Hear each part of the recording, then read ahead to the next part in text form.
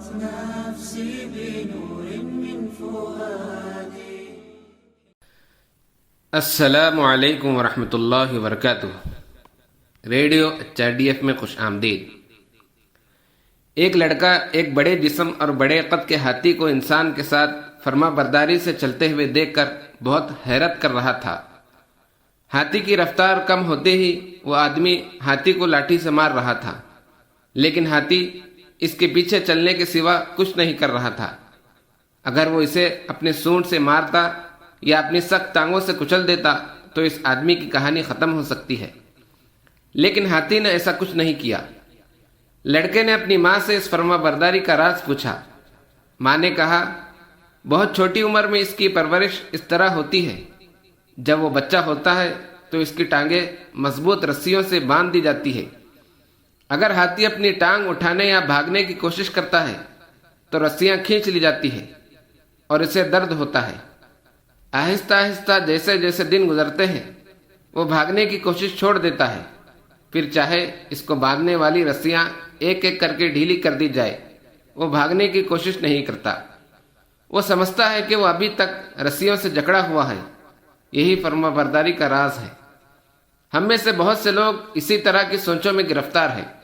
خوف، احساس کمتری، ماضی کے نقصانات کی فکر، مستقبل کا خوف، اپنی صلاحیت اور قابلیت کے بارے میں شک وغیرہ ان کو ستاتے رہتے ہیں.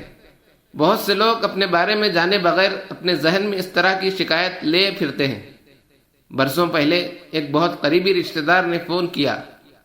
بچوں کو کسی قسم کی بیماری ہو گئی کیا؟ میرے شوہر جو گلف میں کام کر رہے ہیں ان کو کسی قسم کے مسائل ہوں گے. میں ہمیشہ ایسے خیالات سے پریشان رہتی ہوں، اس لیے میں کچھ نہیں کر پاتی ہوں. مجھے بھی کسی نہ کسی پریشانی آئے گی کیا؟ انہوں نے بڑے دکھ سے کہا. کیا ان میں سے کوئی ایسی چیز ہوئی ہے جس سے آپ ڈرتے ہو؟ نہیں. کیا آپ چاہتے ہو کہ ایسا ہو جیسا آپ ڈرتے ہو؟ نہیں.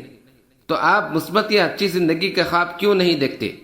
ہر روز تباہ کن خیالات سے پریشان کیوں ہوتے ہو؟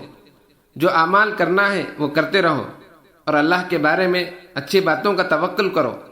اچھی چیزوں کے لیے دعا کرو، انشاءاللہ اچھی چیزیں ہوں گی. تشویش کا اظہار کرتے ہوئے فون کرنے والوں کو بس اتنا ہی بتایا تھا. انہوں نے خوشی سے یہ کہہ کر فون بند کر دیا کہ یہ سچ ہے. اس کے بعد سے ان کی طرف سے ایسی کوئی شکایت نہیں آئی.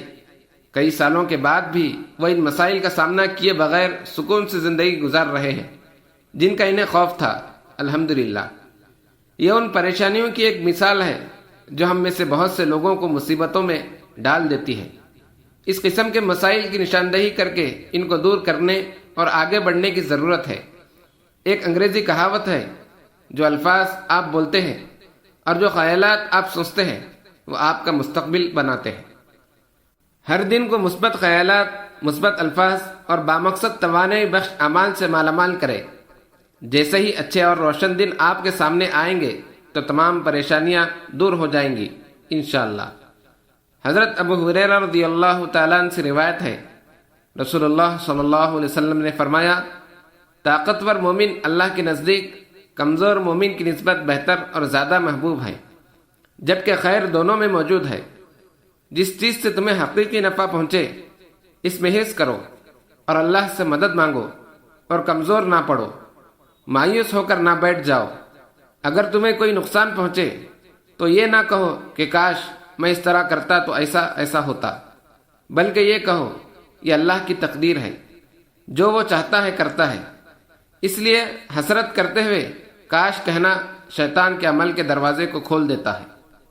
أشرقت نفسي بنور من فؤادي.